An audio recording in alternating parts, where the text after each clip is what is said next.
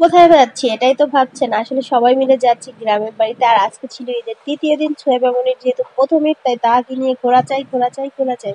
তো চলে গিয়েছি আমার দাদা বাড়িতে। আর দাদা বাড়িতে আসলে এখনো মাটির রাস্তা রয়ে গিয়েছে দাদা বাড়ির সামনেটায়। তো যত অল্প একটু জায়গা ছিল যেখান থেকে আর অটো ভিতরে ঢুকছিল না বাড়ির সামনে থেকে, তো আমরা ওখানে নেমে গিয়েছি আর ওখান থেকে একটু হেঁটে হেঁটে চলে যাচ্ছিলাম সবাই মিলে। আর গিয়ে তো আমার একটাই কাজ পুকুর পাড়ে চলে যাওয়া, যেহেতু প্রচুর গরম বাড়িতে এখন, তাই আমরা চলে গিয়েছিলাম পুকুর পাড়ে। আর পুকুর পাড়ে গিয়ে আমার ছেলের জামা কাপড় সব খুলে দিয়েছি, কারণ ওর এত গরম লাগতেছিল। আর সে তো মোবাইল ছাড়া কিছু বোঝে না, আর আমি তাকে চাপটে ধরে রেখেছিলাম।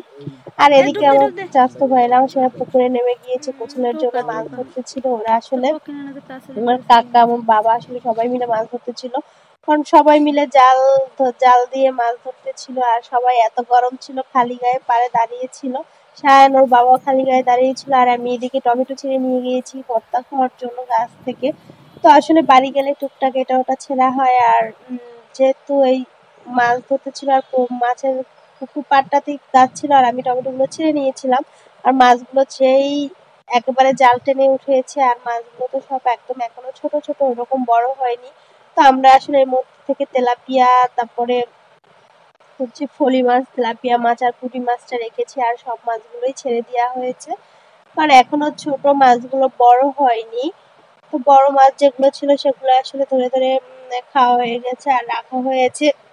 মূলত বাড়িতে আসলে গেলে এই যে টুকটাক কাজ করা হয় এটাই ভালো লাগে।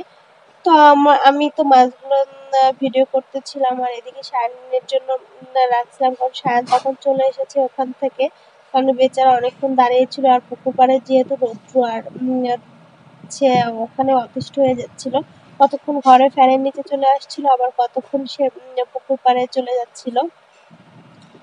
তো মাছগুলো সবাই এরকম ধরে ধরে, আর যেহেতু পাশে আম গাছ ছিল গা, আমগুলো আসলে পড়তেছিল পুকুরের মধ্যে টুকটাক করে, সে জ্বালিয়ে আমটা চলে এসেছে। আর মাছগুলো সব এক এক করে ছাড়া হচ্ছে। আর বাড়িতে গেলে আসলে মজাই হয়, কিন্তু এবার বাড়িতে গিয়ে খুবই মিস করছি যাকে, সে হচ্ছে আমার দাদি। গত বছর যখন ঈদের পরে আমরা বাড়িতে গিয়েছিলাম, তো আমার দাদি তখন আমাদেরকে গাছ থেকে আম টাম সব এনে দিয়েছিল খাওয়ার জন্য। আর এবছরও সেই আম খেয়েছি সবাই, কিন্তু দাদি আর এনে দেয়নি, আর দাদি নাই।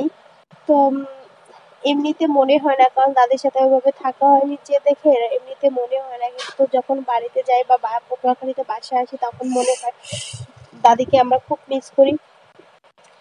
যাই হোক, আল্লাহ যাকে নিয়ে যান তার তার সাথে তো আর কোনো তুলনা নেই। তার দাদিকে আল্লাহ যেন জান্নাতবাসী করে দেয়।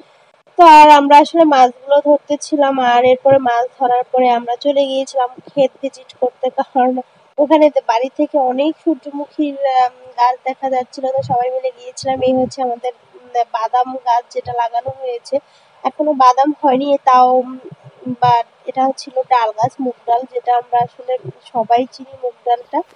তো এই যে কাঁচামরিচ, সূর্যমুখী খেতে আমরা চলে গিয়েছিলাম, কিন্তু বেচারা গিয়ে যেটা ভেবে গিয়েছিলাম আর সেটা না, কারণ ওই যে প্রতিটা জমির পাশে পাশে করে লাগানো হয়েছে। আর আমার কন্যাতে চুল টুল বেঁধে গিয়েছে, বাবার সাথে দুষ্টুমি করতেছিল, সেটা তো যেতে চায়নি, তাহাকে জোর করে নেওয়া হয়েছে। তো তারা বাপ মেয়ে দুজন একবারে দাঁড়ায়া ছিল এখানে, একটু বাতাসও ছিল, যেহেতু বিলের মধ্যে ছিলাম তো বাতাসও ছিল একটু একটু। তো আমার তো শরীর কাঁপতেছিল, কারণ যেহেতু হেঁটে হেঁটে যাচ্ছিলাম। আর মরিচগুলো দেখে আমার খুবই ভালো লাগতেছিল, একই গাছে একই সঙ্গে লাল সবুজ একদম মরিচ পেকে পেকে চলে আসছে। কারণ এই সময়টা গ্রামে কৃষকদের অনেক মুখে হাসি থাকে, কাজ থাকে, কারণ এই সময়টা অনেক কিছু ফসল তাদের ঘরে ওঠে, যেমন আলু, বাদাম, মরিচ, তিল, সূর্যমুখী, অনেক কিছু। তো আমি আসলে ক্ষেত থেকে ভিজিট করে চলে আসতেছিলাম, কারণ কেউ এখানে সূর্যমুখীর সাথে ছবি তোলার মতো ওয়ে ছিল না, কারণ চারপাশে লোকজন ছিল আর ওরা হচ্ছে ডাল টাল তুলতে গিয়েছিল। যেহেতু গ্রামের বাড়ি সেহেতু আমরা চলে এসেছি, আর হেঁটে হেঁটে চলে আসতেছিলাম। আর তো সায়ান আগেই চলে আসছে, কারণ সায়ানকে নিয়ে গেলে কোথাও করা যায় না।